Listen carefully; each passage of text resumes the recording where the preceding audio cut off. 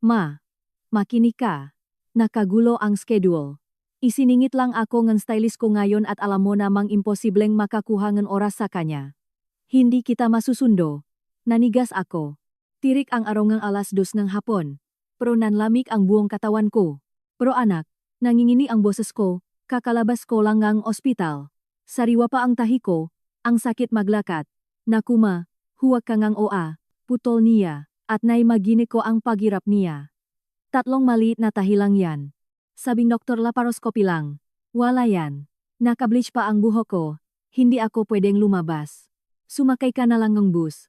Yung dumadaan sa EDSA, ibababa ka sa kantong ng bahay natin. Kita na lang tayo. Pinatay niya. Paano mo haharapin ang mismong anak mo kung ang pagmamahal at sakripisyo mo ay sinuklian ng kawalan ng utang na loob? Humampas sa mukha ko ang mainit at tuyong hangin ng hapon. Pero hindi iyon kasing sakit ng 3 tahi na humihila sa balat ko sa ilalim ng aking blusa, at lalong hindi kasing lamig ng boses na katatapos ko lang marinig sa telepono. Ako si Antonia, 68 taong gulang. Inilaan ko ang buong buhay ko bilang head nurse sa mismong ospital na ito, at ngayon, iniwan akong nang nag-iisa kong anak sa bangketa dahil lang may appointment siya sa parlor. Ang hindi niya alam, ang pasensya ang isang ina ay may hangganan din at ang sa akin ay na-expire, na eksaktong 1 minuto ang nakalipas, hawak ko pa rin ang mahigpit ang cellphone ko. Sobrang higpit na namuti na ang makabuko na daliri ko. Sa paligid ko, labas-masok ang mga tao sa emergency room. Nakikita ko ang nga nag-aalalang muha. Mga pamilyang nagyayakapan. Maanak na inaalalayan ang kanilang matatandang magulang papasok sa kotse nang may pag-ingat na nagdulot ng kirot ng inggit sa aking dibdib. Nakatayo lang ako roon, mag-isa. Hawak ang isang plastic bag ng maruming damit at ang aking discharge papers. Ang gwardiya, isang batang lalaki na nangangalang Pedro, nakilala ko mula pa nang magsimula siyang magtrabaho rito, ay nagtatakang nakatingin sa akin mula sa guardhouse. Ma'am Antonia, tanong niya kanina nang makita akong naglalakat ng paika-ika. Hindi po ba kayo susunduin nega anak niyo? Bawal po kayong magbuhat. Naku, delikado po ang knaging operasyon ninyo. Nginisiyan ko siya gamit ang maskara ng dignidad na natutunan kong suotin sa loob ng 40 taon ng serbisyo. Oh, Pedro, parating na siya. Huwag kang mag-alala, iho, pero kasinungalingan iyon. Ang tawag ay maikli, brutal, at walang anestisya. Si Valerie, ang aking anak, ang kaisa-isa kong anak, ang batang pinagtrabahuan ko ng double shifts. Ang dahilan kung bakit isinakripisyo ko ang nga Pasko at Karawan para lang wala siyang makulangan itinaboy ako sa loop lamang ng 30 segundo. Tandang-tanda ko ang bawat salita na parang nakatato sa nuko. Tumunog ang telepono eksaktong pakalabas ko ng automatic doors. Akala ko tumawag siya para sabihing nasa parking na siya o kaya'y na traffic lang. Masaya ko itong sinagot. Ma. Ang boses niya ay may kahalong pamilyar na ingay ng mga hairdryer at malakas na pop music. Makinig ka, nakagulo ang schedule. Isiningit lang ako ang stylist ko ngayon. At alam mo namang imposibleng makakuha ang oras sa kanya. Hindi kita masusundo. Nanigas ako. Ang araw ng 2:00 ang hapon ay nakapapaso, pero nakaramdam ako nga matinding lamig na parang nasa sementeryo. Pero Valerie, nagawa kong sabihin kahit nanginginig ang boses ko. Kakalabas ko lang ng ospital. Sariwa pa ang tahi ko, ang sakit maglakad. Nakuma, huwag kang ngang oa. Putol niya at naimagine ko na inirapan niya ako isang ugali na ginagawa niya mula pa nung teenager siya. 3 maliit na tahi lang yan. Sabi ng doktor laparoscopy lang. Wala yan. Nasa parlor ako. Hindi ako pwedeng lumabas ngayon na may nakababad na pangkulay sa buhok. Magbus ka na lang. Yung dumadaan sa EDSA, ibababa ka sa kantong ng bahay natin. Kita na lang tayo mamaya. At ibinaba niya ang linya. Ganun-ganun lang. Magbus ka na lang. Na parang isa akong package na ipinapadala sa LBC. Na parang ang pagiging halos 70 taong gulang na may bagong tahi sa tiyan ay hindi hadlang para umakyat sa matataas na hakbang ng bus. Tisin ang prenong driver. At makipaksiksikan sa mga tao. Tinitigan ko ang itim na screen ng telepono. Naramdaman ko ang isang mainit na luha na tumulo sa aking pisngi. Pero mabilis ko itong pinunasan ng likot ng aking kamay. Hindi, Antonia. Hindi ka iyak dito. Hindi mo ibibigay sa kanila ang kasiyahan na makita kang talunan. Naging head nurse ako sa trauma ward. Marami na akong nakitang mas malala pa kaysa sa isang walang utang na loob na anak. Nakita ko ang mataong nawalan ng lahat pero nagpatuloy pa rin. Ang pisikal na sakit ay matindi. Isang tuloy-tuloy na pag-apdi sa kanang bahagi ng aking tiyan. Pero malinaw ang isip ko. Sobrang malinaw. Tumingin ako sa kalsada. Puno ang parating na bus. May manakasabit pa sa pinto. Ang pagsakay doon ay isang pagpapakamatay para sa sugat ko. Itinaas ko ang kamay ko at pumara ng isang bakanteng taksi na dahan-dahang dumadaan. Ang driver, isang matandang lalaking may uban at bigote, ay nagmamadaling bumaba nang makita ako. Tulungan ko na po kayo, ma'am. Tulungan ko na po kayo, sabi niya. Sabay kuha ng plastic bag sa mga kamay ko at pinagbuksan ako ng pinto sa likod ng may pagalang at kagandahang loop na hindi man lang naipakita ng sarili kong kadugo. Masama po ba ang pakiramdam niyo? Namumutla po kayo. Kagagaling ko lang po sa operasyon, Manong. Sabi ko habang dahan-dahang iniaayos ang sarili sa upuan. Napadaing nang sumagi ang seatbelt sa blusa ko. Diyos ko po. Bulalas ng lalaki habang pumupuesto sa manibela at nag-alalang tumingin sa akin sa rearview mirror. At nag-isa lang kayo. Wala po ba kayong kasama? Ang tanong ay naiwang nakabitin sa mabantot na hangin ng taksi. Mabigat sa isang nakakailang na katotohanan. Mayroon po. Sagot ko habang nakatingin sa bintana palayo sa ospital. Pero lumalabas na parang wala rin. Mabagal ang bayahe pauwi. Inilagan ng taxi driver. Na nagnangalang Mang Jorge. Ang bawat lubak, bawat butas, at hams na parang may dala siyang babasaging salamin sa backseat. Tinatanong niya ako kada 5 minuto kung kailangan kong hangin, kung gusto kong huminto, kung komportable ako. Isang estranghero, isang lalaking binabayaran ko para sa serbisyo. Ang nagtrato sa akin ng may higit na pagpapakatao at malasakit kaysa sa babaeng biniyan kong buhay. Binayaran ko ang kanyang mamahaling private university at niregaluhan ko siyang down payment para sa kanyang tsondo. Habang pinagmamasdan ko ang kalsadang lungsot na dumaraan, nagsimula akong mag-isip. Hindi ito biglaan, hindi. Matagal na itong nangyayari. Naalala ko noong nakaraang Noche Buena nang dumating si Valerie Nalate na sa dinner, kumain ng mabilis habang nakatingin sa kanyang cellphone, at umalis din agad dahil may party daw siya. Iniwan akong mag-isa kasama ang buong lechon at nakahaing mesa. Naalala ko noong nakatrangkaso ako 2 taon na ang nakakaraan at nag-text lang siya para magtanong kung okay na ako. Hindi man lang nag-abalang dumaan para dalhan ako kahit isang mangkok ng lugaw. Laki ko siyang pinaktatakpang. Bata pa siya, sabi ko sa sarili ko. Sobrang busy sa trabaho. Isip ko.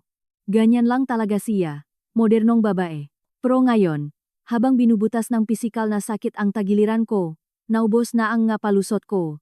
Hindi siya moderno. Makasarili siya. Hindi siya sobrang busy.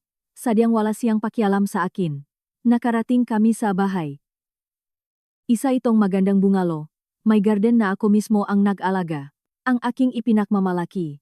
Tinulungan ako ni Mang Jorge na bumaba at naghintay hanggang mabuksan ko ang gate at makapasok. Mag-ingat po kayo, ma'am, at pasensya na po sa pakikialam. Pero tumawag po kayo ng mag-aalaga sa inyo. Huwag po kayong mag-isa, bilin niya bago umalis. Binigyan ko siya ng malaking tip, higit pa sa pamasahe. Deserve niya yon.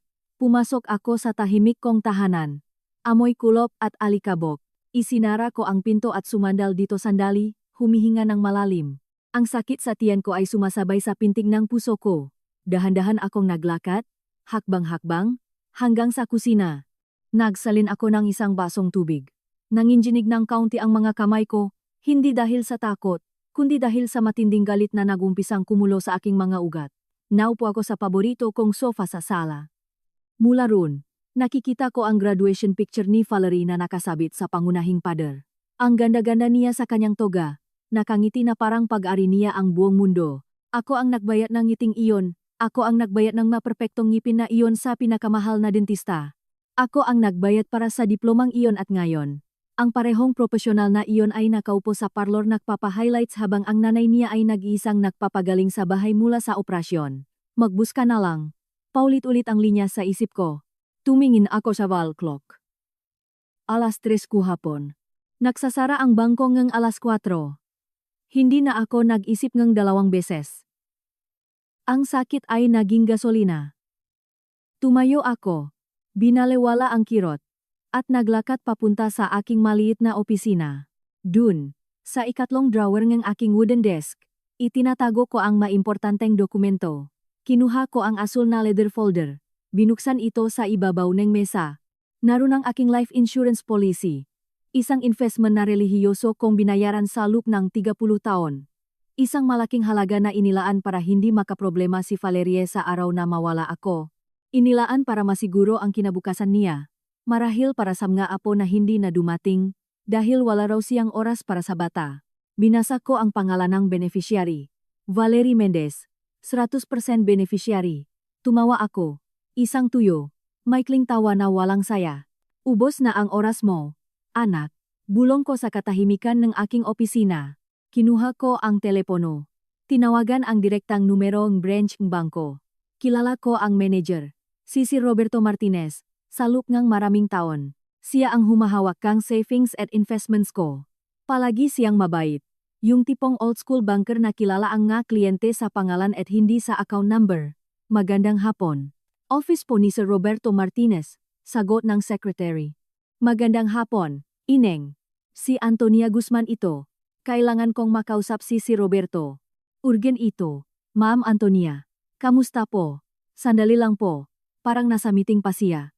Pero dahil kayo yan, siguradong kakausapin kayo. Naghintay ako habang pinapakinggan ang hold music. Tiningnan ko ang makamay ko. Makamay ngang isang manggagawa. Makamay na naglinis ng sugat, nakabit ng ife. Umalosam nga naghihingalo at naghela sa masanggo. Magakamay na nakpalit ng diaper ni Valerie at naksuklay ng buhok niya ng libu-libong beses. Ang mismong nga kamay na ito ang muling isusulat ang tadhana ngayon. Antonia, anong himala? Bati ang masayang boses ni Martinez sa kabilang linya. Kamusta na po kayo? Akala ko ba nasa ospital kayo? Nabalitaan kong inoprahan kayo ngayon. Nasa bahay na ako, Roberto. Salamat sa pag-aalala. Matatag at profesional ang boses ko. Ang parehong boses na ginagamit ko kapag nakakamali ang isang resident doctor at kailangan kong itama. At kaya nga ako napatawag. Kailangan ko ng agarang administrative change sa mga accounts ko. Siyempre. Ano po yun? Gusto niyo bang maglipat ng pera mula sa savings? Hindi. Tungkol ito sa life insurance at trust fund ko. Gusto kong baguhin ang beneficiary. Ngayon mismo. Natahimik sa kabilang linya. Alam ni Martinez na si Valerie lang ang pamilya ko, ang beneficiary. Pero Antonia, si Valerie lang ang nakalagay diyan. Gusto niyo bang maidagdag? Tumingin ako sa labas ng bintana.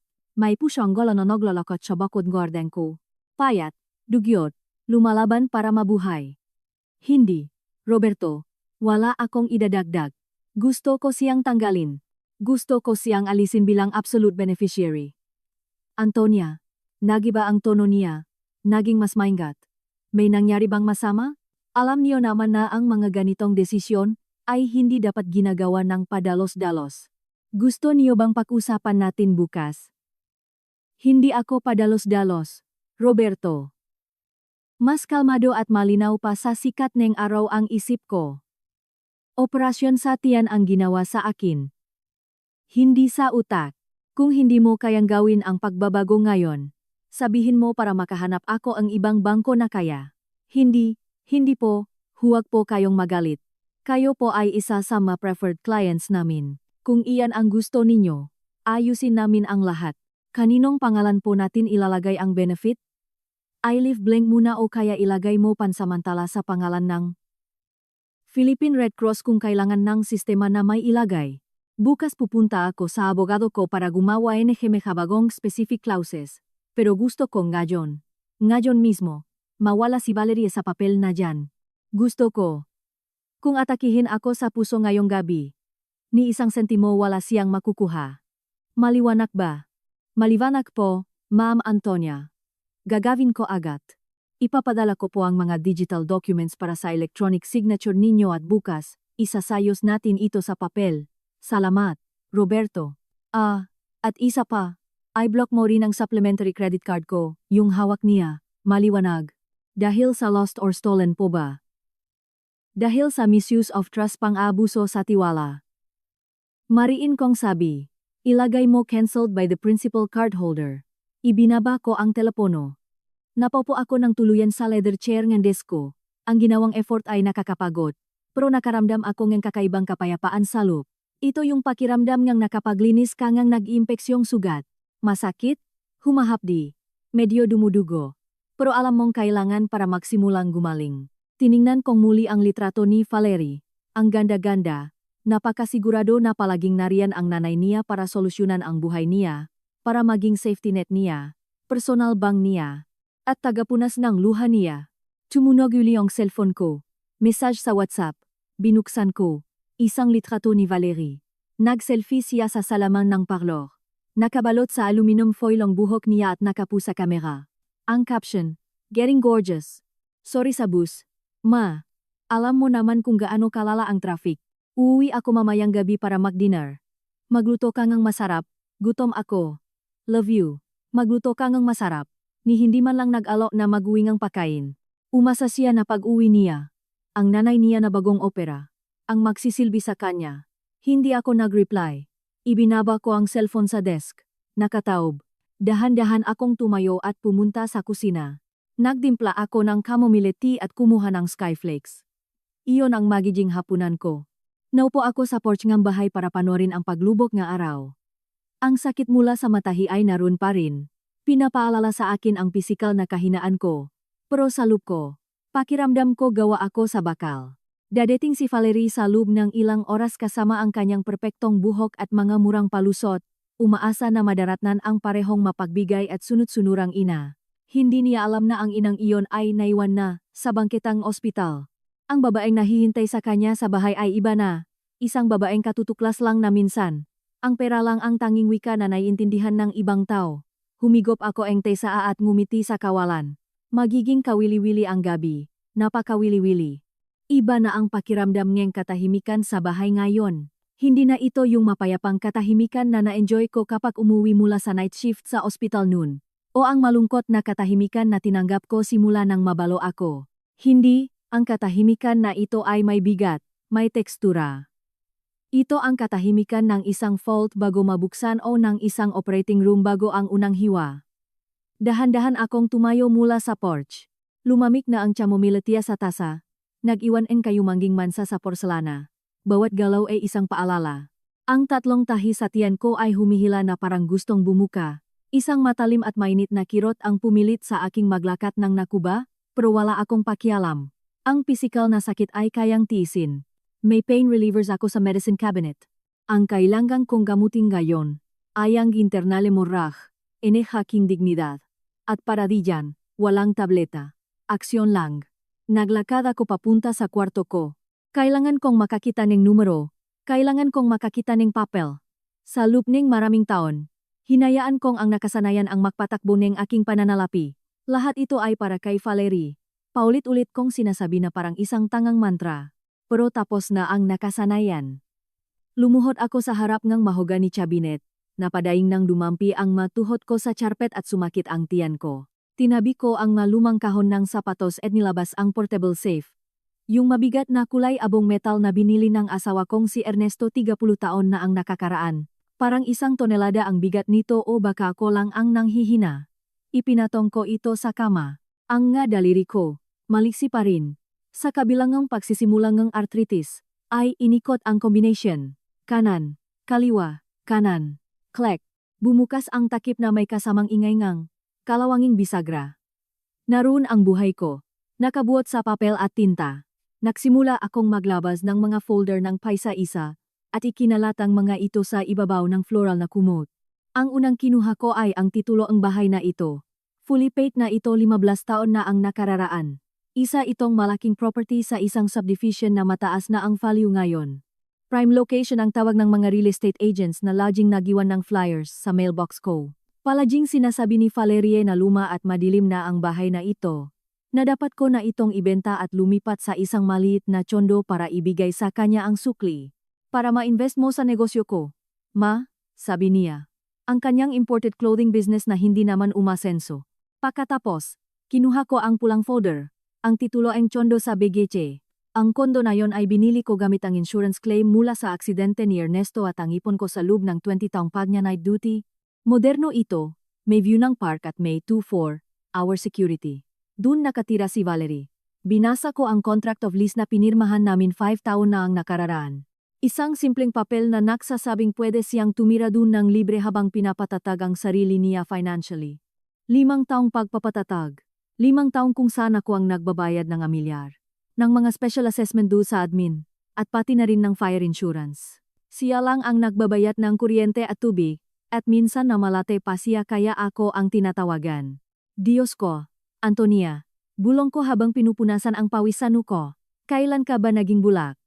Hindi iyon pagkabulag. Iyon ay maling pag-unawa sa pagmamahal. Iyon ay ang walang katuturang guilt na nararamdaman ng mga inang masyadong maraming oras sa trabaho.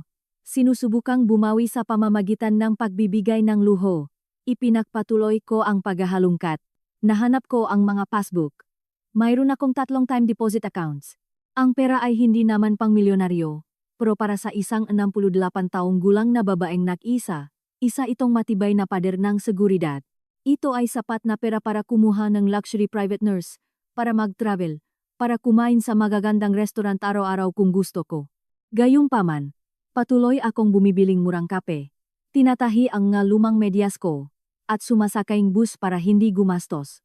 Para saan? Para manatiling buo ang mamanahin ni Valerie, para makapagmana siyang isang maliit na imperyo na walang utang. Binuksan ko ang isang maliit na blue velvet box na nasa ilalim. Sa loob, kumikinang ang pearl necklace ng lola ko at ang isang aquamarine na singsing na napapalibutan ng maliliit na diamante. Hiniram ito ni Valerie isang buwan na ang nakakaraan para sa isang kasal. Sinabi ko na hindi pwede. Yun ang unang beses na humindi ako sa kanya ngayong taon. Nagalit siya ng sobra na hindi niya ako kinibo ngang 3 araw. Hindi na uso yung malumang alahas na yan. Ma, hayaan mo iparedesign ko, sabi niya noon. Ibinagsak kong isara ang kahon. Ipa-redesign. Gusto niyang ibenta o tunawin ang ito. Naupo ako sa gilid ng kama, napapaligiran ng nga ari-arian ko. Ang katotohanan ay sumampal sa akin ng mas malakas pa kaysa sa diagnosis ng operasyon ko. Hindi ako isang kawawang matanda na kailangan ng awa. Ako ay isang babaeng may mga ari-arian. May cash flow. Mayaman. Ang tanging dahilan kung bakit pakiramdam ko ay mahirap at dependent ako ay dahil ako mismo ang naksuot ng damit ng biktima para makapagprinsesa ang anak ko. Ang kapangamukha niyang iwan ako sa kalsada na may sariwang hiwa sa tiyan.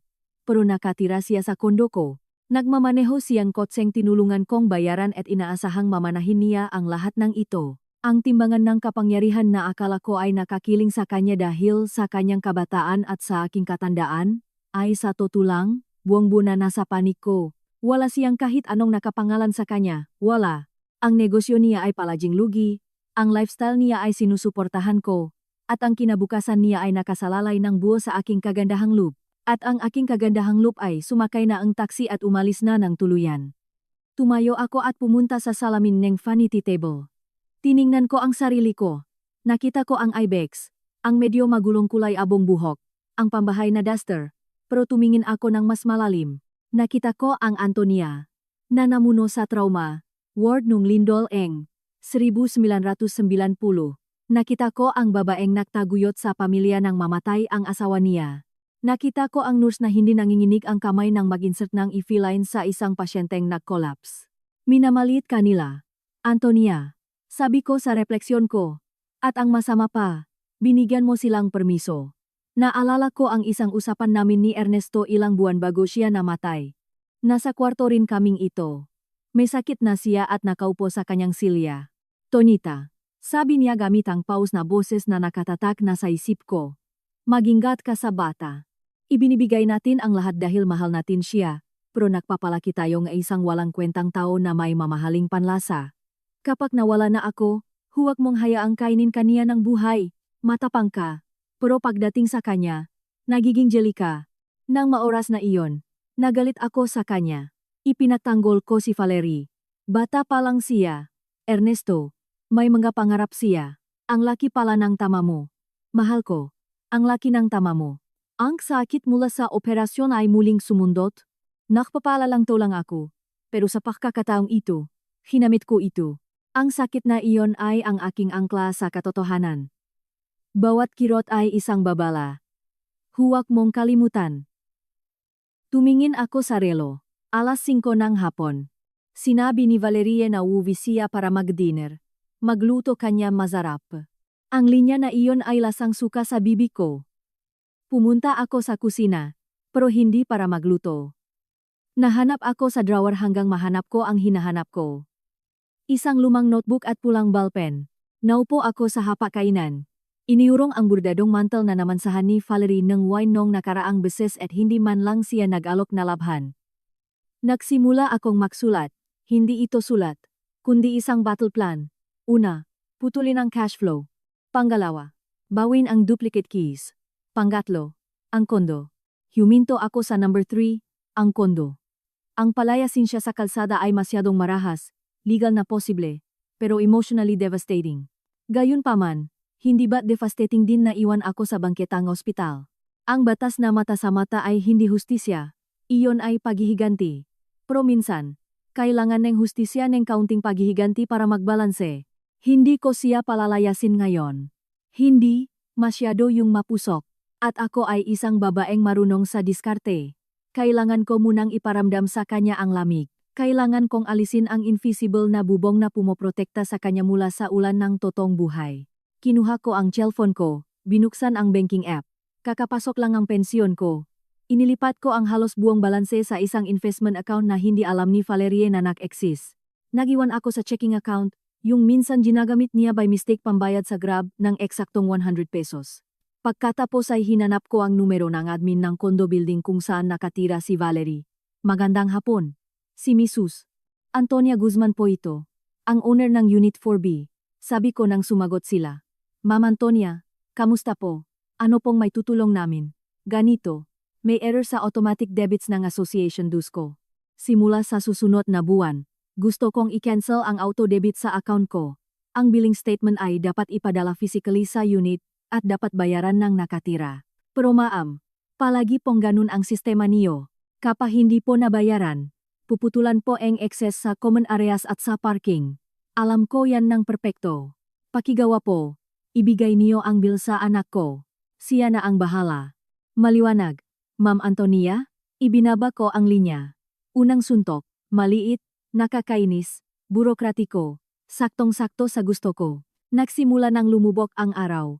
Pinipinturahan ng kulay orange ang sala. Nakaramdam akong kakaibang enerhiya sa kabilang epekto ng anesthesia. Ito ay ang adrenaline ng kapangyarihan.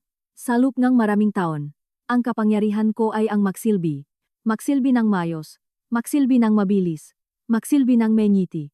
Ngayon, ang kapangyarihan ko ay ang magpigil, tumanggi, isara ang gripo. Naramdaman kong gutom na ako. Gutom na toto. Hindi lang sa Skyflex et sa. Gusto ni Valerie ang masarap.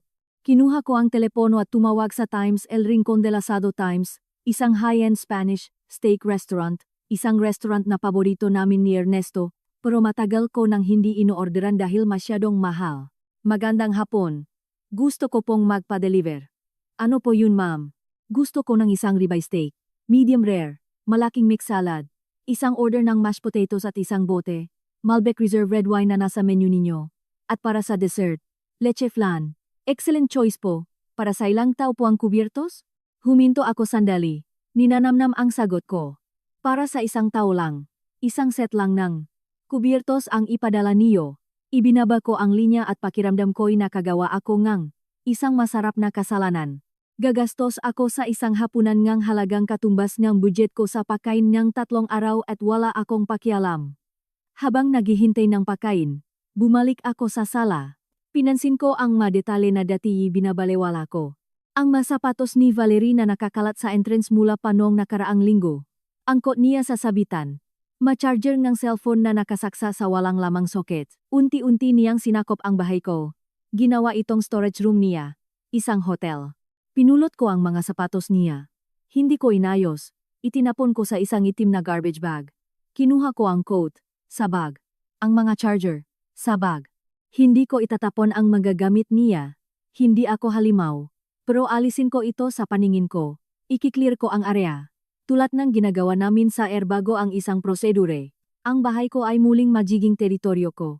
Nang dumating ang delivery rider, pinakiusapan ko siyang ilapag ang pagkain sa mesa. Ang amoy ng inihaw na karne at herbs ay pumuno sa bahay. Binura ang amoy ng kulop at sakit.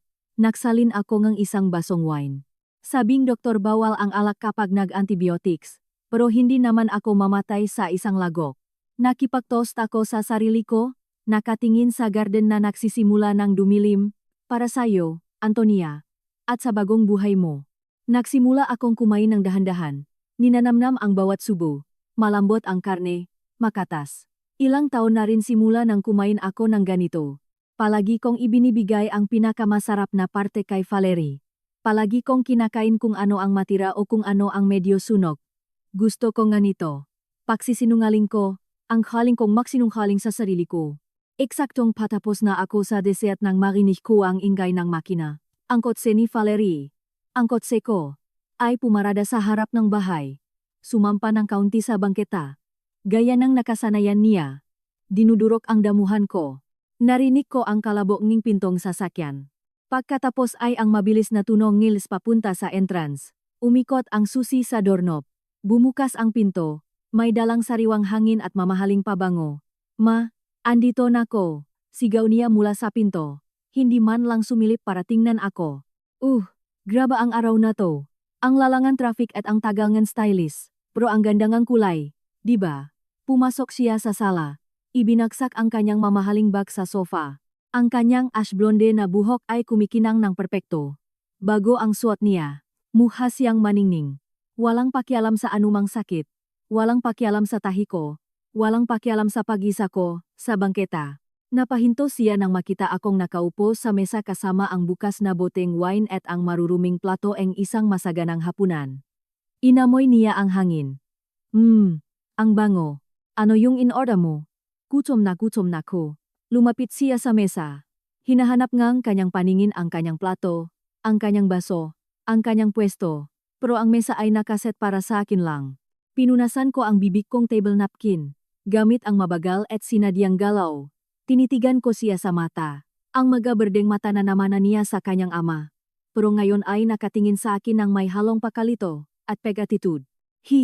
Anak, sabi ko gamit ang malumanay. Kalmado, pero nakakatakot na boses. Ang ganda mo. Sulit ang parlor. Kumunot ang nu ni Valerie. Nakatingin sa walang lamang mesa sa harap niya. Thanks ma. Pero, nasaan yung dinner ko? Sabi mo magluluto ka. Tapos, well, umorder ka pala. Nasaan yung akin? Humigop pa ako ng wine. Hinayaan ang katahimikan na humaba hanggang sa naging awkward ito. Kumain na ako. Valerie. Kailangan kong inumin ang gamot ko at hindi ako makapahintay. At hindi mo ako inorderan. Tumaas ang boses niya.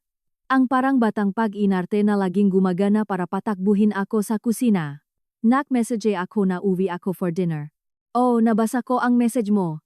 Sagot ko habang ipinapatong ang siko ko sa mesa at pinagdikit ang magadaliri. Sabi mo, magluto ka ang masarap. Hindi mo sinabing, orderan mo ako. At dahil iniwan mo ako sa ospital para magbus ng may nakabukang sugat, inasume ko na kanya-kanya tayo ng responsibilidad sa transportasyon at pagkain natin. Nagbago ang mukha ni Valerie. Ang pagkalito ay napalitan ng di makapaniwalang reaksyon. Ibinuka niya ang bibig niya para sumagot, para sabihing nagdadrama lang ako, para gamitin ang nga nakasanayan niyang manipulatibong taktika, pero may pumigil sa kanya sa tingin ko. Siguro yung boteng wine. Siguro yung itim na garbage bag na may magagamit niya sa gilid. O siguro yung katotohanan na sa unang pagkakataon sa buhay niya, ang nanay niya ay hindi nakatingin sa kanya ng may labis na pagsamba, kundi may malamig na pagtingin ng isang taong sinusuri ang isang tumor na kailangang tanggalin. Ma, anong problema mo? Ang weird mo. Ngumiti ako. Hindi iyon isang mabait na ngiti. Hindi ako weird, Valerie. Nagising lang ako at tingin ko kailangan nating mag-usap tungkol sa numbers. Maupo ka, pero huwag kang umasang may dinner. Sarado na ang kusina. Nanatili siyang nakatayo, paralisado. Hindi naintindihan na ang lupa sa ilalim ng kanyang nga paa ay naging kumunoy. Hinila ni Valerie ang silyang kahoy at umalingaw-ngaw ang tuno na nakakapangilabot. Pero hindi ako kumurap. Padabok siyang umupo na parang taong bagsak na bagsak sa sofa pagkatapos tumakbo ang maraton. Kahit na ang tanging effort lang niya buong araw ay hawakan ang isang fashion magazine habang may nahuhugas ang buhok niya. Tiningnan niya ako, umaasang tatayo ako, tatakbo sa kusina para mag-improvise ng pagkain, magpainit ng sabaw, para gampanan ang walang hanggan kong papel bilang alila. Pero nanatili akong nakaupo, hindi gumagalaw. Hawak ang baso ng red wine na sumasalo ng liwanag mula sa lamp. Ninanamnam ang lasaeng dark fruits at kahoy na naiwan sa dila ko. Ang katahimikan sa kusina ay napakabigat. Binabasak lamang ang tuno ang refrigerator at ang sarili kong kalmadong pahinga. So, seryoso talaga, to? Tanong niya. Nakahalukip-kip at nagugusot ang bagong silk blouse niya. Hindi mo ako pakakainin dahil galit ka tungkol sa taxi. Ma, please. Magmature ka nga. Hindi naman ganun kalala yon. Humigop pa akong wine. Hinayaan ang mainit na likido na bumaba sa lalamunan ko. Hindi ako galit, Valerie. Nagre-recover ako at bahagi ng recovery ko ay ang hindi paggawa ng unnecessary effort. Ang magluto para sa isang 3-5. Anyos na babaeng may dalawang gumaganang kamay at bank account ay may tuturing na unnecessary effort. Bumuntong hininga si Valerie. Yung tunog ngang panghahamak habang inilalabas ang hangin sa ilong. Na parang nakikipag-usap siya sa isang nag-inarte at nagwawalang bata. My God! Ang drama. Fine, huwag kang magluto. Order ako. Gusto kong sushi galing doon sa mamahaling place na gusto mo. Yung nasa mall. Ako naman lilibre para makita mong hindi ako masamang anak. Nilabas niya ang pinakabagong modelo ng cellphone niya. Yung mas mahal pa sa monthly pension ko. At nagsimulang mag-scroll. Gamit ang mahahaba at bagong pintang pulang acrylic nails niya. Pinapanut ko siya na may pasensya ang isang pusang nakikita ang isang daga na pumapasok sa bitak na hindi pa nagsasara. Sige lang. Mahinahon kong sabi. Umorder ka ang kahit anong gusto mo. Habang nag-scroll siya sa food delivery app, napalingon siya sa sulok ng sala, kung saan nakasandal sa pader ang itim na garbage bag, mataba at makintab. Ano yan? Turo niya gamit ang baba niya. Hindi inaalis ang tingin sa menu sa phone niya. Naglabas kang basura. Diba sabi ang doktor bawal kang magbuhat ng mabigat? Bukas, sasabihin ko sa cleaning lady na ibaba yan. Hindi yan basurang itatapon, Valerie. Decluttering yan. Decluttering? Tumingala siya. Kumunot ang nu. Nang ano? Nang space ko. Magagamit na wala sa lugar. Sapatos na hindi akin sa entrance. Coats sa sofa.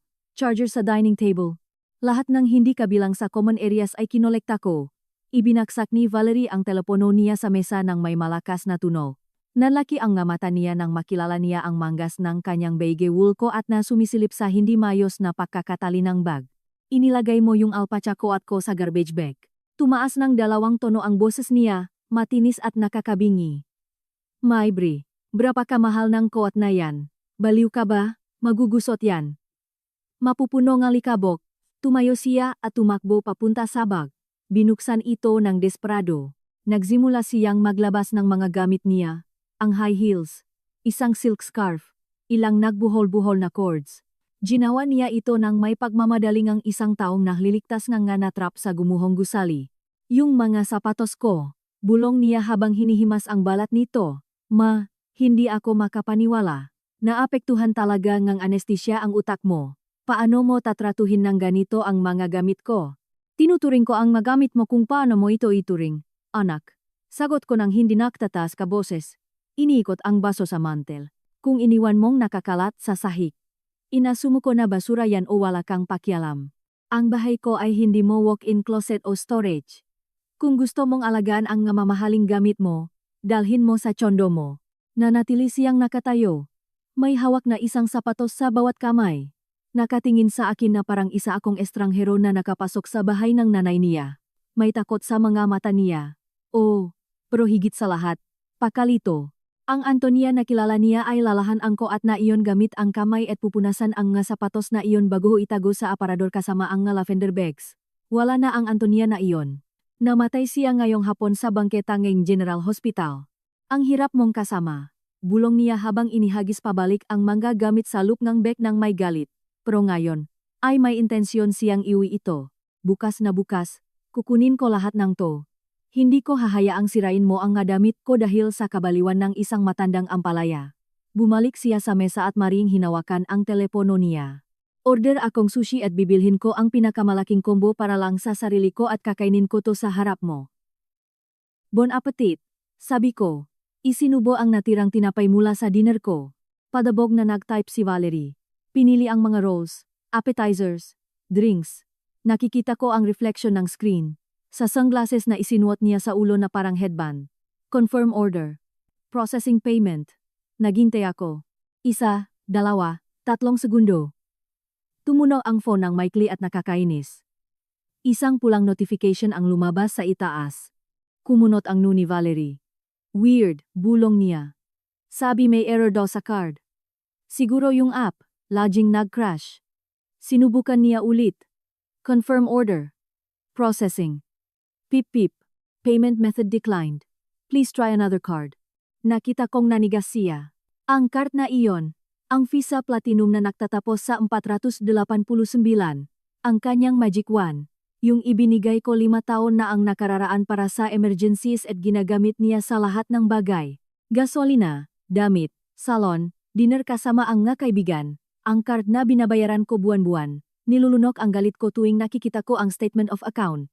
Buisit, anggolan niya at tiningnan ang mismong card na nakatago sa likod ng phone case niya. Valid pa to. Hindi ko maintindihan. May problema ba? Inosenteng tanong ko. Nag-enjoy sa palabas. Siguro malupit ito, pero mas malupit ang iwan ang nanay mong kagagaling lang sa operasyon para makisa. Hindi gumagana yung card. Baka yung chip o sa bangko. Ma, binayaran mo ba ang card ngayong buwan? Tinitigan niya ako na parang obligasyon kong panatilihin ang lifestyle niya. Dahil kung nakalimutan mong magbayad, pinapahiya mo ako. Buti na lang wala ako sa restaurant. Bayad ang card, Valerie. Laging buang bayad ko. Hindi ako nag-iwan ng interest. Alam mo yan. Ditawagan mo ang bangko ngayon din. Sabihin mo sa kaibigan mong si Martinez na yung block 2. Gutom na ko at kailangan kong umorder nito. Pinunasan ko ang gilid ng labi ko gamit ang napkin at sumandal sa upuan. Naroon pa rin ang sakit ng tahi. Isang mapurol na pintik. Pero ang kasiyahan na nararamdaman ko ay isang napakalakas na painkiller. Hindi ako tatawag kahit kanino. Valerie. Anong hindi? Sinasabi ko sayo. Hindi gumagana. Alam kong hindi gumagana. Sabi ko habang tinititigan siya sa mata. Hindi gumagana dahil pinakansela ko na. Susunod ay nakakabinging katahimikan. Bumuka ang bibig ni Valerie pero walang lumabas na tunog. Para siyang isda sa labas ng tubig na naghihingalo para sa oksigen. Ang utak niya, nasanay sa ginhawa at katiyakan ng aking walang kondisyong suporta, ay hindi maproseso ang impormasyon. Ano? Bulong niya sa wakas, nanginginig ang boses. Pinakansela ko kaninang hapon. Tumawag ako kay Martinez at sinabi kong ipablok, dahil nanakaw o nawala. Hindi, dahil nasa iyo. Dahil sa pang-abuso sa tiwala. Yun ang dahilan. Pang-abuso sa tiwala. Sigaw niya sabay tayo ng mabilis, napayanik ang mesa. Anak mo ako. Ikaw ang nagbigay niyan sa akin. Paano mo nagawa to? Yan lang ang credit card ko. Supplementary card yon. Valerie, supplementary sa account ko. At ang supplementary cards ay para sa emergency o family expenses. Ang 3,000 pesos na kulay sa buhok habang ang nanay mo ay nagpapa-opera ay hindi emergency. Isa itong pambabastos. Ang sarili mo. Tili niya at nakita kong nagbabadyang tumulo ang luha ang frustration sa mga mata niya. Nagtatrabaho ako buong araw. Deserve ko ang nga bagay na to at ngayon tatanggalin mo ang card ko na parang pinaparusahang bata. Paano ako magpapagas bukas? Paano ako kakain? 35 years old ka na. Valerie. Tumigas ang boses ko. Nawala ang pilit na kalmado. May negosyo ka. May kita ka. Kung hindi ka siya sa gas, baka dapat tigilan mo ang paggastos sa mamahaling salon at mag-umpisang makbus. Sabi nila maganda daw yung dumadaan sa EDSA. Ibababa ka sa kanto. Tumbok ang patama ko. Napatras si Valerie na parang sinampal ng toto. Naalala niya ang sarili niyang nga salita kaninang hapon. Ang kabalintunaan ay nakakasunog. Nakita ko iyon sa kanyang pulang muka dahil sa galit. Ito ay paghihiganti. Sabi niya habang tinuturo ako gamit ang nangingini na daliri. Ginagawa mo lang to para saktan ako. Napaka mapaghiganti mo. Hindi kailanman gagawin ito ni Papa sa akin. Siya. Mahal niya ako. Ang pagbanggit niya kay Ernesto ay isang pagkakamali. Naramdaman ko ang init na umakyat sa lig ko. Tumayo ako ng dahan-dahan. Pinoprotektahan ang sugat ko gamit ang isang kamay. Pero tumayo ng tuwid. Sa kabila ng edad ko at ng pambahay kong damit. Nang sandaling iyon, bumalik ako sa pagiging head nurse na nagpapakaba. Sama resident doctor sa isang tingin lang. Mahal ka ngang tatay mo. Oh, Pero alam din ng tatay mo na nagpapalaki tayo ngang isang linta at namatay siya bitbit ang sakit na yon. Hindi ako mamatay ng bitbit ang ganun ding sakit. Kaya simulang gayon. Tapos na ang magalibre, Valerie. Sarado na ang bangko ni mama. Tinitigan niya ako ng may galit. Isang puro at malinaw na galit na mas masakit pa sa scalpel. Pero iyon din ang nakumpirma na tama ang ginagawa ko. Hindi niya ako nakikita bilang nanay niya. Nakikita niya ako bilang isang ateme na lumunok sa cart niya. Alis na ako. Sabi niya sabay dampot niya bag niya at niya itim na garbage bag. Hindi ako mananatili dito para insultuhin mo. Uuwi na ako sa condo ko.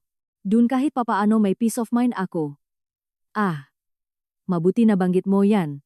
Sabi ko bago pa siya makatalikod. Tungkol sa condo. Napahinto si Valerie. Nakahawak sa doorknob.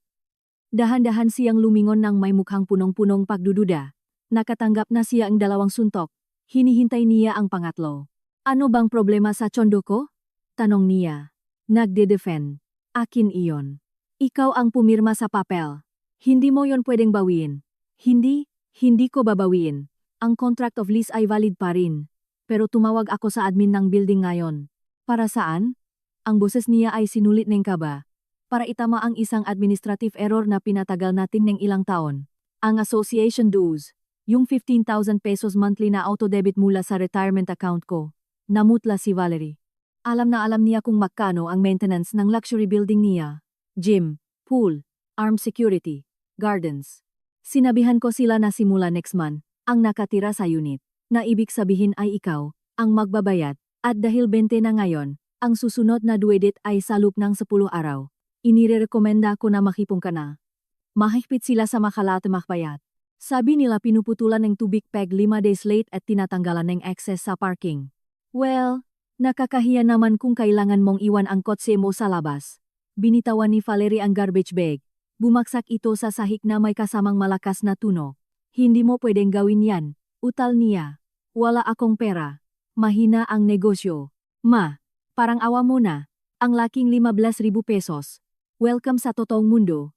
Anak, sabi ko habang dahan-dahang naglalakad sa hallway papunta sa kwarto ko. Sa totoong mundo. Mayalaga ang magabagay. Mayalaga ang hinawa. Mayalaga ang seguridad. At ang respeto.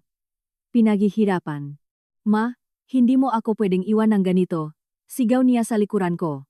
Ma, bumalik ka dito. Gutom na ako. Huminto ako sa pinto ng kwarto ko. Hindi ako lumingon. May skyflake sa cabinet at chamomile tea.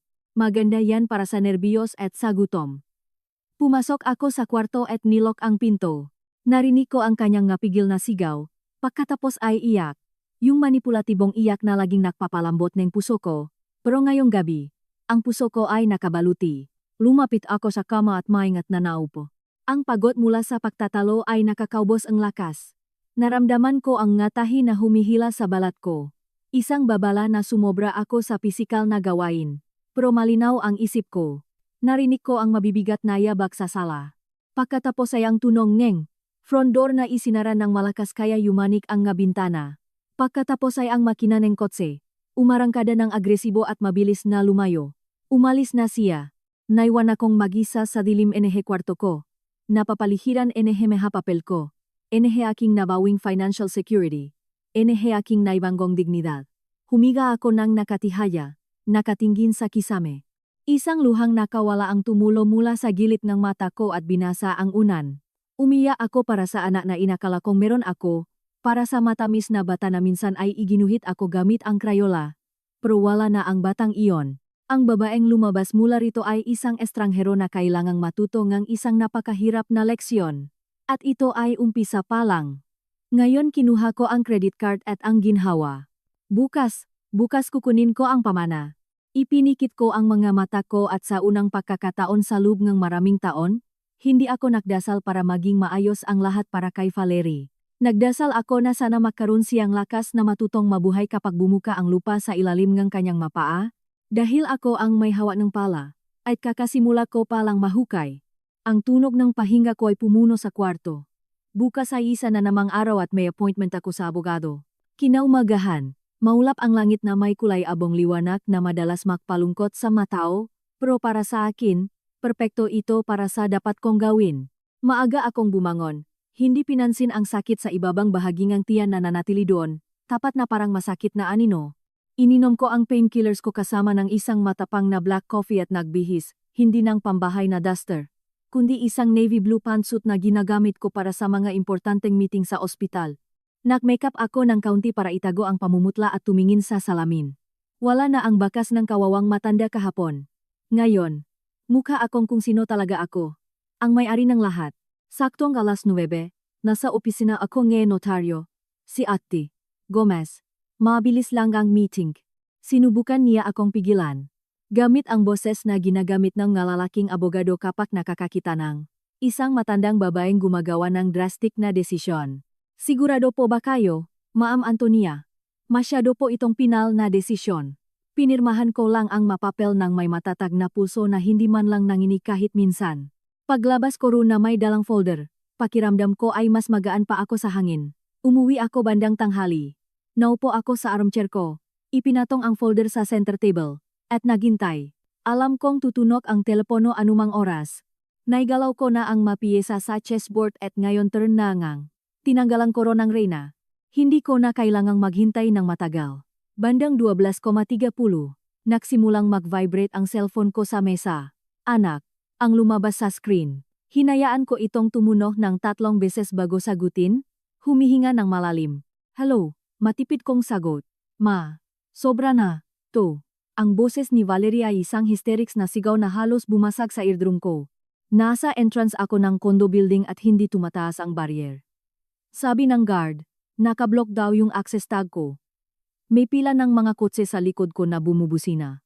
Ang nakakahiya. Ngumiti ako. Isang maliit at malungkot na ngiti.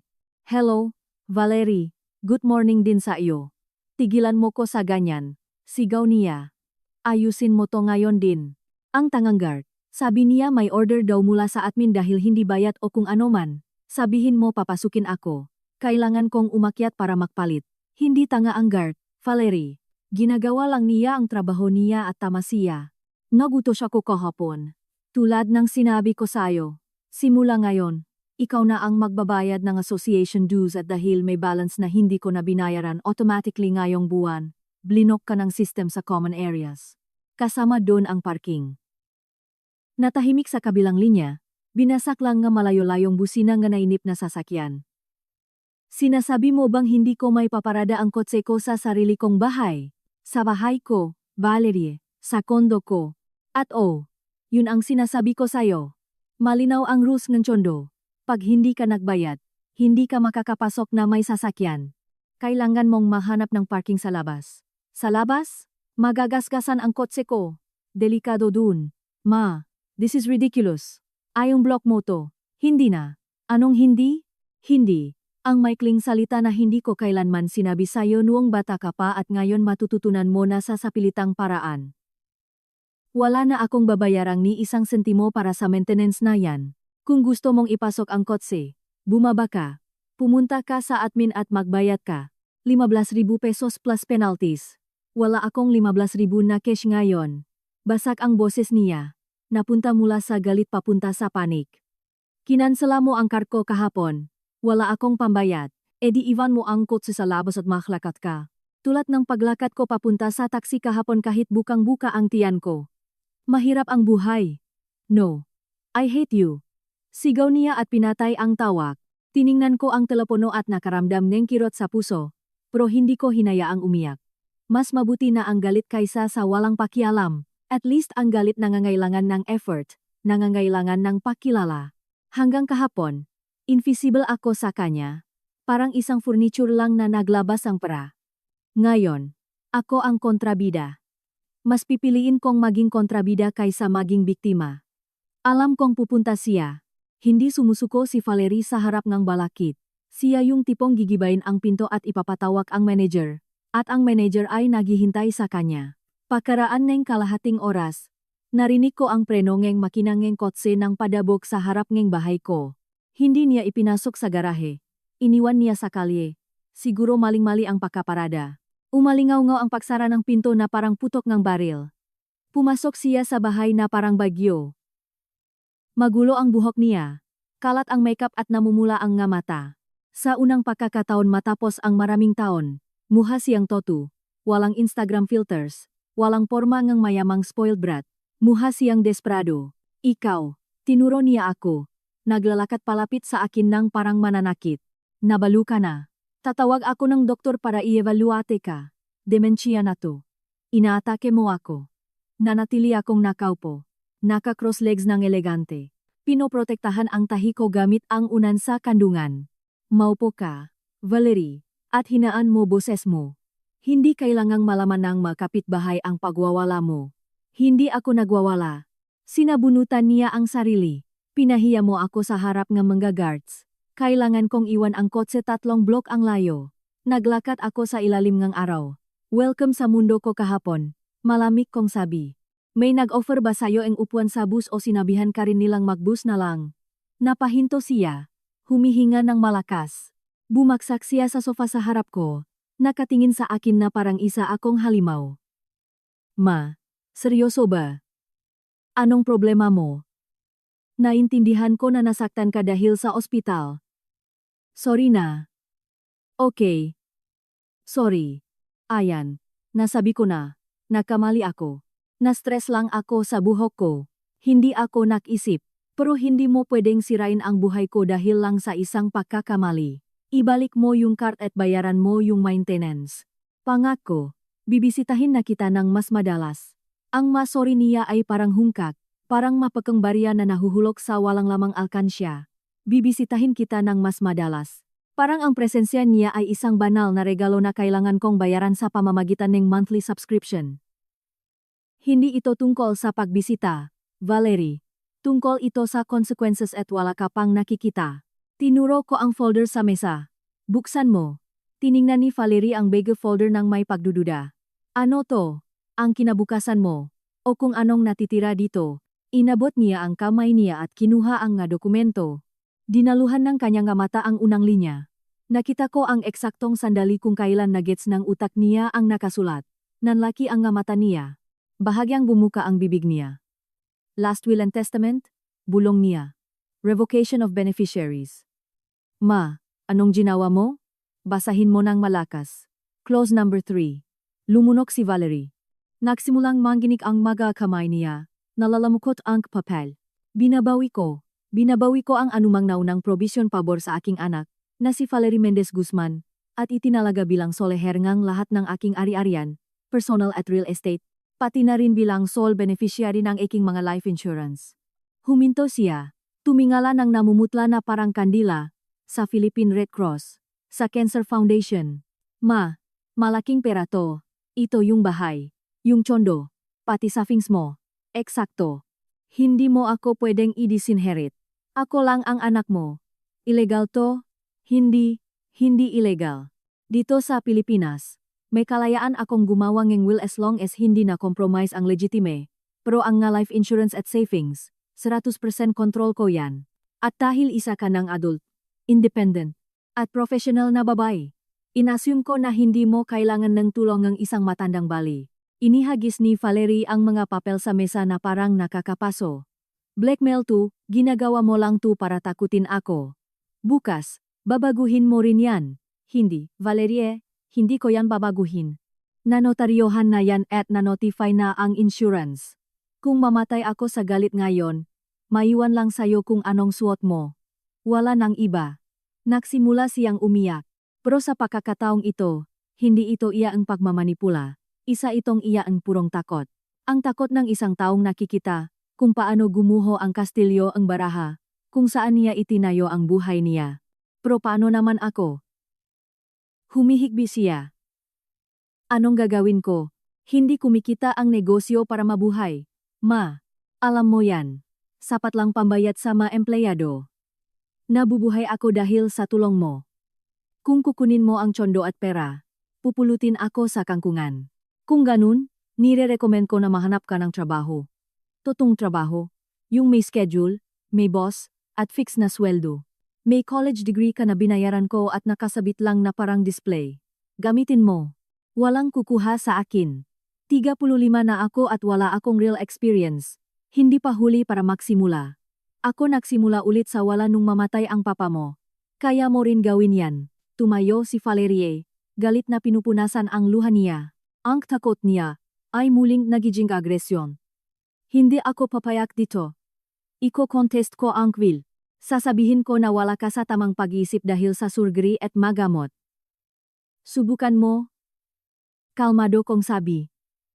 Nakakross ang mga daliri ko. Pumirma na ang doktor ko ng Certificate of Full Mental Capacity kaninang umaga. At nandiyan ang notary public. Gagastusin mo ang perang wala ka sa mga abogadong matatalo rin. Nanatili siyang nakatayo sa gitna ng sala, inilibot ang tingin sa paligid. Tiningnan niya ang mga furniture, mga painting, mga lampshade, lahat ng bagay na lagi niyang itinuturing na kanya bilang defined right. Ngayon lahat yun may ibang may-ari at hindi siya. Ang sama mo, sabi niya ng may lason. Isa kang bitter na matanda. Buti nga iniwan kita sa ospital. Deserve mo yan. Ang linyang iyon masakit. Mas masakit pa sa mga tahi. Naramdaman kong lumamig ang dugo ko. Kung may natitira pang bakas na pagdududa sa loob ko. Anumang maliit na pag-asa na magbabago siya dahil sa pagmamahal. Ang linyang iyon ang tuluyang pumatay doon. Tumayo ako ng dahan-dahan. Matindi ang pisikal na sakit, pero tuwid ang posture ko. Naglakad ako hanggang makaharap ko siya. Akin na ang susi. Sabi ko sabay lahat ng nakabukas kong kamay. Ano? Ang susi ng kotse. Akin ang kotse. Sigaw niya. Niyakap ang bag niya. Hindi, Valerie, nakapangalan sa akin ang kotse. Ako ang nagbabayad ng insurance. Ako ang nagbayad ng down. Ikaw lang ang nagmamaneho. At dahil kakasabi mo lang na deserve kong iwan sa ospital na may bukang sugat, sa tingin ko nawalan ka ng ang pribilehiyo na gamitin ang property ko. Hindi ko ibibigay sayo. Umatras siya papunta sa pinto. Aalis ako at hindi mo na ako makikita. Kung alis ka sakay ng kotseng yan. Tatawag ako sa pulis at i-report ko itong charnap. Sabi ko nang may kapayapaan na pati ako nagulat. Nandito ang mga papeles at maniwala ka sa akin. Si Pedro na guard sa ospital at si Mang Jorge na taxi driver. Ay magiging masaya na mag-testify kung paano mo tratuhin ang nanay mo. Gusto mo bang makakaroon ng criminal record sa sitwasyon mo? Naniha si Valerie. Nakahawak sa doorknob. Tiningnan niya ako. Nakahanap ang kahit anong bakas ang pakalin lang ang samhamata ko. Wala siyang nakita. Ang nakita lang niya ay ang head nurse na humarap sa mga drug addicts. Violenteng lasing. At mayayabang na doktor sa loob ng 40 taon. Nakita niya ang isang pader na semento. Dahan-dahan. Ang nga kamay niya ay nanginginis sa walang magawang galit. Binuksan niya ang bag niya. Inilabas ang keychain na may logo Ngerman brand. At itinapon sa sahig. Sa paanan ko.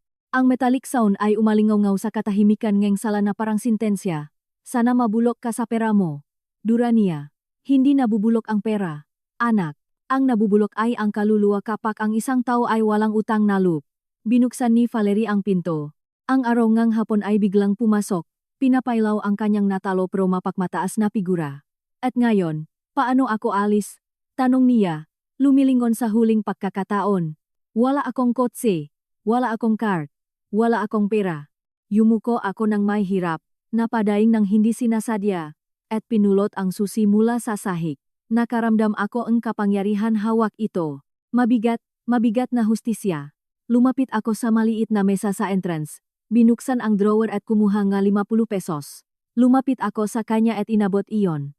Heto, sabi ko. Tiningnan niya, ang gusot na pera ng may pandidiri. Ano to? Pamasay sa bus. Sagot ko habang nakatitig sa mga mata niya. Yung dumadaan sa EDSA dumadating every 15 minutes. Ibababa ka sa kanto ang tsondo mo at kung swertehin ka at makaupo, pwede ka pang tumingin sa labas. Nakaka-educate makita ang mundo mula sa bintana ang bus. Nakakapagpaturo ang kababang loob. Nakangangang tinitigan ako ni Valerie. Ang muha niya ay napunta mula pula patungong puti. Sa isang saglit, akala ko susuntukin niya ako, pero hindi. Hinablot niya ang pera sa kamay ko sa isang marahas na galaw. Nakikiskis ang mga kuko niya sa palat ko. Hindi matatapos ng ganito lang. Bulong niya. Sana nga. Sabi ko, sana hindi manatili sa ganito. Sana magbago ka. Pero ang pagbabago ay nakasalalay sayo, hindi sa akin. Lumabas siya at inibagsak ang pinto ng malakas kaya niyanik nito ang nga bintana. Tiningnan ko siya sa pamamagitan ng makurtina. Nakita ko siyang naglakad sa daanan ng garden ko. Ang kanyang designer heels ay bumaon sa lupa. Ang kanyang mamahaling bag ay nakasabit sa kanyang balikat. At ang 50 pesos ay nasa kamay niya. Nakita ko siyang makarating sa bangketa. Tumingin sa kung saan nakaparada ang kotse niya, ang kotse ko, at pagkatapos, bagsak ang magabalikat, ay nagsimulang maglakad papunta sa bus stop. Nanatili akong nakatayo roon hanggang sa hindi ko na siya makita. Ang katahimikan ay bumalik sa bahay, pero hindi na ito mabigat na katahimikan, isa na itong malinis na katahimikan.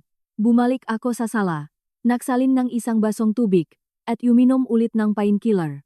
Bumababa na ang adrenaline at ang sakit ng operasyon ay naklim ulit ng lugar nito. Naupo ako sa sofa ng pagod na pagod, pero kakaibang buo ang pakiramdam. Tiningnan ko ang folder ng will sa mesa. Hindi ako nagsinungaling. Lahat ay nakapangalan sa Philippine Red Cross. Pero may isang clause na hindi niya nabasa.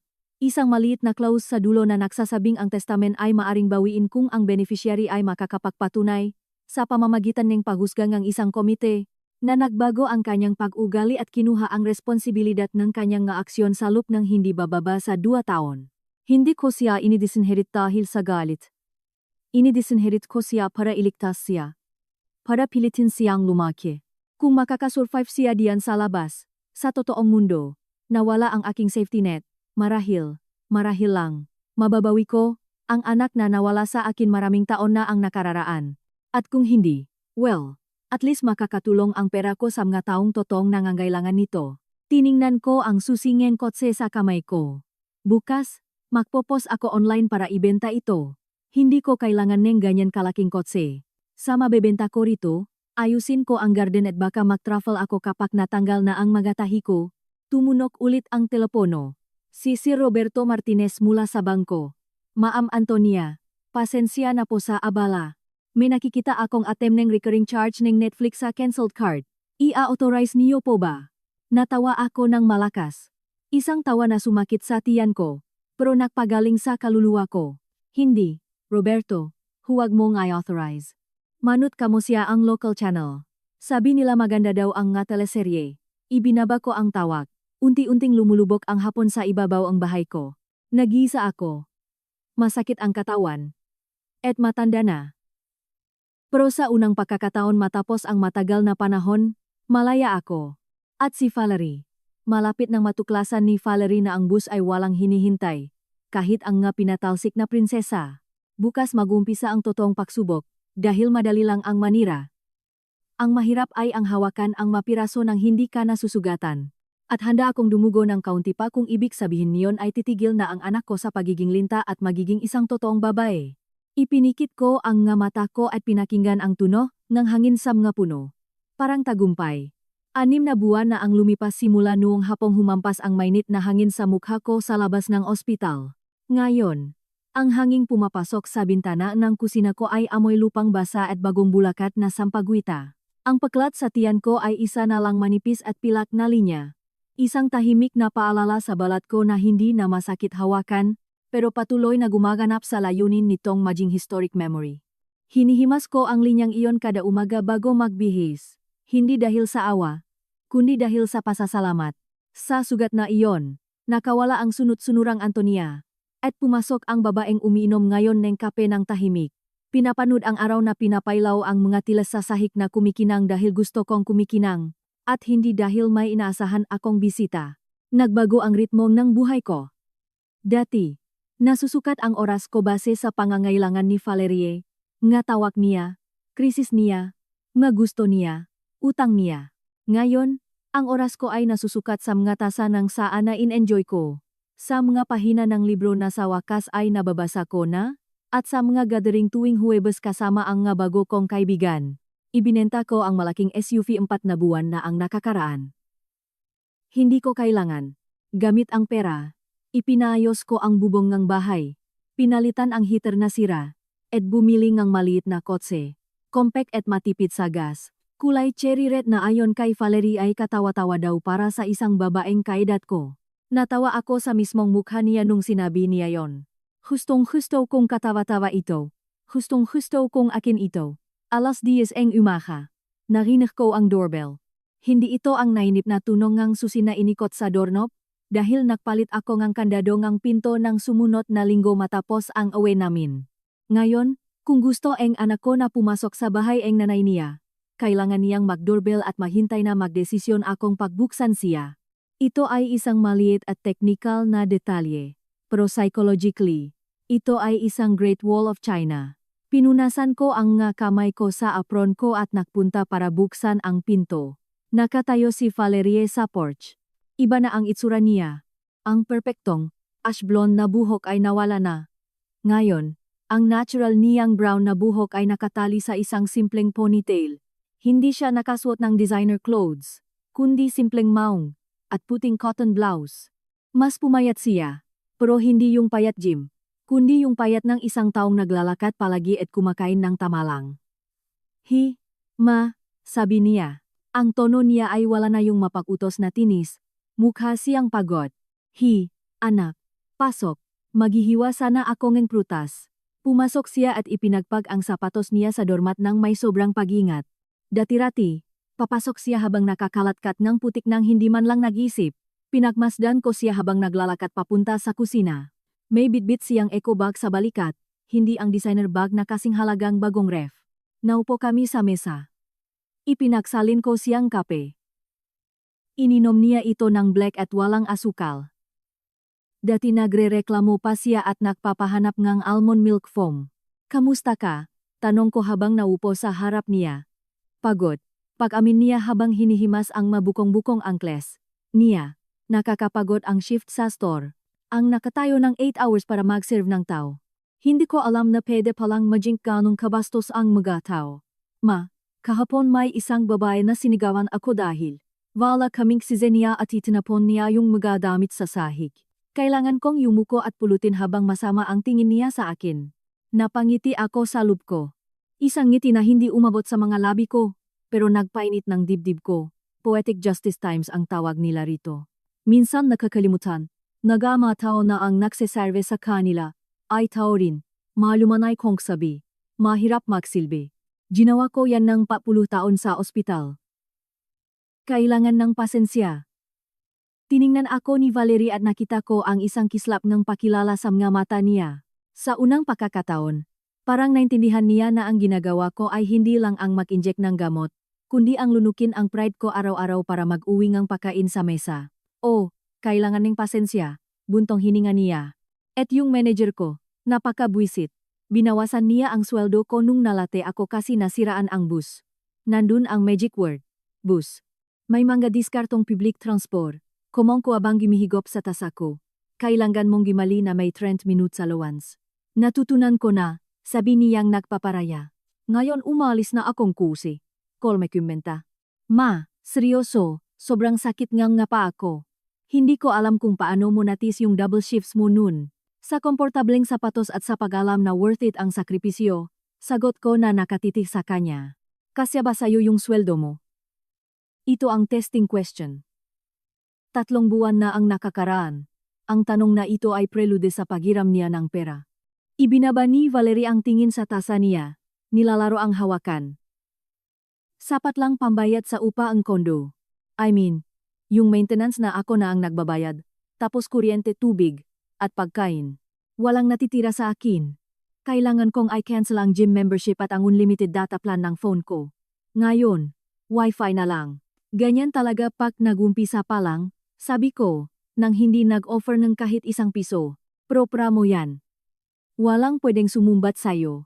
Tumingala siya at tumango ng dahan-dahan. May dala ako, sabi niya habang inilalabas ang isang balot ng wax paper mula sa eco bag niya. Oatmeal cookies. Ginawa tong kaworkmate ko para makadagdag sa kita niya. Bumili akong 3. Naisip ko baka magustuhan mo kasabayng kape. Tinitigan ko ang balot. Homemade cookies. Irregular ang shape. Walang-wala sa mga French pastries, na laging inuuwi ni Valerie gamit ang pera ko para lang lightin na masyadong dry. Binayaran niya ito gamit ang sweldo niya bilang sales lady, gamit ang perang napagod ang nga paa niya para kitain. Nakaramdam ako ng bukol sa lalamunan ko, pero hindi ako umiyak. Inabot ko ang kamay ko at kumuhang cookie. Salamat, anak. Mukhang masarap. Kumain kami ng tahimik sandali. Hindi ito ang hostile na katahimikan nung dinan ng ribeye steak. Isa itong katahimikan ng tigil putukan. Hindi pa nababawi ni Valeria ang luhong buhay niya at alam kong sakay buturan niya. Namimiss niya ang buhay prinsesa niya. Minsan, Nahuhuli ko siyang tumitingin sa bago kong kotse nang may nostalgia o bumubuntong hininga kapag nakikita ang nga displays ko, pero nakasurvive siya. Hindi siya namatay sa gutom, hindi siya napunta sa ilalim ngang tulay. Ang tao ay adaptable, at ang anak ko, sa leking kulat ko at patagong pagmamalaki, ay pinapatunayan na mayroon din siyang dumadaloy na matibay na dugo ko. Ma, umpisang sabi niya at alam kong may mahirap na susunod. Ano yon? Nung isang araw dumaan ako sa bangko. Nakita ko si Sir Martinez. Bahagya akong natense. Oh, binati niya ako, mabait naman, pero tiningnan niya ako na parang nawa. Sabi niya ang ganda daw ng itsura mo, very active daw sa bagong investments mo. Totoo yan. Tinulungan ako ni Sir Martinez na i-restructure ang portfolio ko. Ma, tungkol doon sa last will. Nag-alangan si Valerie, kinagat ang labi. Hindi ko hilinging baguhin mo. Naintindihan ko talaga kung bakit mo ginawa yon. Tingin ko deserve ko yon. Yung sa ospital, napakasama ng ginawa ko. Alam ko, ibinaba ko ang tasa sa voucher. Lumihangang mahinang tuno. Isa yung masakit na leksyon, Valerie, para sa ating dalawa. Alam ko, gusto ko lang sabihin sa'yo na kung balang araw mag-decide ka na i-reconsider, hindi na para mag-stop ako sa pagtatrabaho. Ayoko na maging palamunin. Ang pangit pala ng feeling na dependent ka. Nakaka-insecure. Tinitigan ko siyang mabuti. Iyan ang pagbabagong hinahanap ko, hindi paksunod, kundi dignidad. Nakapangalan pa rin sa Red Cross ang will. Valerie. At mananatiling ganun sa ngayon. Pero nag-open akong isang maliit na trust fund. Hindi naman kalakihan. Kung may papakita mo ang consistency sa trabaho mo at financial responsibility sa loob ng 2 makasunod na taon, ma-activate ang trust fund na yon para tulungan ka. Siguro para pambayad ng down payment sa sarili mong bahay. Hindi yung akin, yung sa iyo. Napunong ang luha ang nga mata ni Valerie, hindi dahil sa kasakiman, kundi dahil sa relief. Salamat, Ma. Sobrang salamat, huwag ka munang magpasalamat. Kailangan mong tumagal ngang 2 taon at maniwala ka sa akin, ayaw audit ni Sir Martinez ang bawat galaw mo, walang max-out credit cards. Wala akong credit card, tawa niya. Isang tuyo pro totong tawa. Walang nag-approve sa akin sa sweldo ko ngayon. Mas masarap palang matulog kapag walang utang. Nang umalis si Valerie makalipas ang kalahating oras, hinatid ko siya sa pinto. Pinanot ko siyang maglakad papunta sa bus stop. Hindi siya nagreklamo. Inayos niya ang eco bag niya. Tumingin sa relo, at binilisan ang lakad para hindi mamiss ang 11:15 bus. Nakita ko siyang sumakay, nagbayad ng pamasahe at humanap ng upuan malapit sa bintana. Umarangkada ang bus na naglabas ang usok na kulay abo at dinala ang anak ko sa kanyang totoong buhay. Isinara ko ang pinto at huminga ng malalim. Mission accomplished for today. Pero hindi pa dun nagtatapos ang araw ko. May appointment ako. Nagpalit ako ng sapatos papuntang comfortable loafers. Kinuha ko ang bag ko at ang susi ng red car ko. Nagmaneho ako papunta sa Barangay Community Center. Isang lugar na dati hindi ko alam na nag-exist. Pagpasok ko, sumalubong sa akin ang ingay ng boses. Dumating na si Ma'am Antonia. Sigaw ang isang maliit at ubaning babae mula sa isang mesa na puno ang emga papel. Halika, halika. Hindi namin maintindihan ang fine print ang insurance na to. Ngumiti ako at lumapit. Sa loob ng 3 buwan, naging volunteer ako sa programang Bantay Lola, Senior Citizens Watch. Nakakatawa ang pangalan, pero seryoso ang trabaho. Nakikita kami twice a week para turuan ang nga senior citizens kung paano protektahan ang property nila, paano basahin ang bank statements at higit sa lahat, paano makadetect ng financial abuse kahit pa nanggagaling sa sariling pamilya. Lalo na kapag nanggagaling sa pamilya. Naupo ako sa tabi ni Lola Carmenchita, isang 75 anyos na umiyak last week dahil inubos niyang apo niya ang account niya para invest daw sa cryptocurrency. Patingin nga niyan, Carmen. Sinuot ko ang salamin ko at binasa ang dokument. Naku, hindi ito insurance. Auto-debit authorization ito. Kapag pinirmahan mo to, binibigyan mo ngang permiso ang bangko na kunin kung makano ang gusto nila. Diyos ko po, bulalas ni Carmen. Sabi ngang lalaki sa bangko para lang daw ay update yung data ko. Huwag na huwag kayong maniniwala sa salita. Maniwala kayo sa papel. Sinabi ko sa kanilang lahat na nakataas ang boses para marinig sa kabilang table. At kung hindi niyo maintindihan, huwag kayong pumirma. tawagan niyo ako o sabihin niyo sa manager na maghintay. Praniyo yan. Pinahirapan niyo yan ng matuhot at likot niyo sa loop ng maraming taon. Hindi yan para sa maluho ng kahit na sino.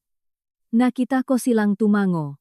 Nakita ko sa mga mata nila ang kaparehong takot na meron ako, yung halong bulak na pagmamahal at takot sa pag-iisa, na nagiging dahilan ng pagiging vulnerable natin. Antonia, sabi ni Lupe, isang kasamahan. Pero kasi kung hindi tayo sa mga anak natin, baka hindi na nila tayo dalawin, maiwan tayong mag-isa. Iyan ang pinakamalalim na sugat, ang takot na maabandon. Lupe, hinawakan ko ang kamay niya. Malamig at kulubot ang nga daliri niya na parang papel. Kung pumupunta lang ang mga anak mo para bisitahin ka dahil nakbibigay ka ng pera, hindi ikaw ang binibisita nila ang wallet mo. At maniwala ka sa akin, mas mabuti nang mag-isa ka kasama ang dignidad mo at ang pera mo para makapagbayad ng magandang private nurse balang araw. Kaysa maywang mag-isa. Mahirap, matapos magpalaki ngang gabuaya. Nanahimik sa mesa. Masakit itong sabihin, pero may kailangang magsabi nito. Ako ang buhay na patunay na posibleng putulin ang sumpa at mag-survive. Higit pa rito, posibleng mamukatkat ulit. Pumunta ang anak ko kanina. Kwento ko sa kanila habang ibinababa ng kaunti ang boses ko. Nagdala siya ng cookies na binili niya mula sa bulsa niya. Yung parehong anak na nang iwan sayo sa ospital. Tanong ni Charmaine ng malalaki ang mata. Yung parehong anak. Nagtatrabaho bilang sales lady. Sumasakay ng bus. At sa unang pagkakataon matapos ang maraming taon, nakapagtinginan kami sa mata bilang dalawang adults, hindi parang kahera at customer. At pinatawad mo na ba siya? Tanong ni Lupe. Napaisip ako sa sagot. Ang pagpapatawad ay hindi isang event, isa itong proseso. Edukasyon muna. Sagot ko. Ang pagpapatawad ay darating kapag tapos na ang leksyon. Sa ngayon, nire-respeto na namin ang isa't isa at mas may halaga yon kaysa sa pekeng pagpapatawad. Lumabas ako sa community center na puno ang puso. Feeling ko kapaki-pakinabang ako. Feeling ko malakas ako. Hindi ako isang disposable na matanda. Ako ay isang strategist. Isang mentor. Isang babay na inangkin ang manibela ng kanyang tadhana noong oras na inaasahan ng lahat na hayaan niya ang sariling mamatay sa lungkot.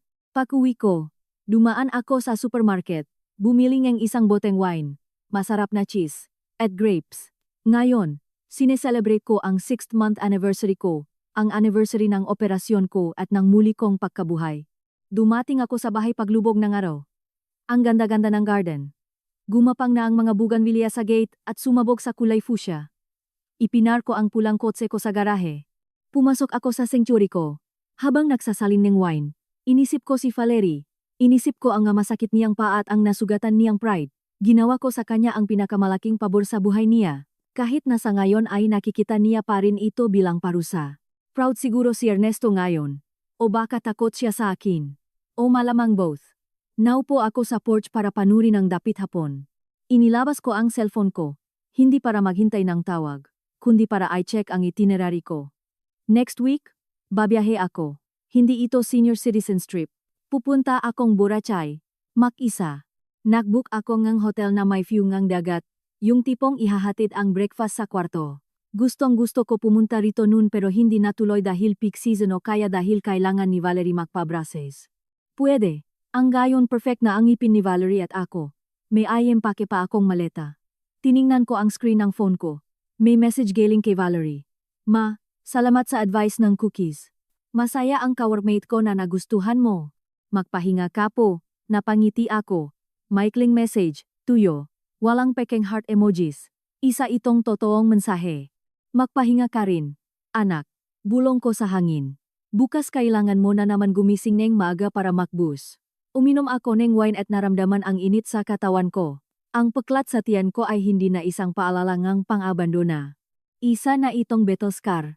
Ito ang pruweba na binuksan nila ako.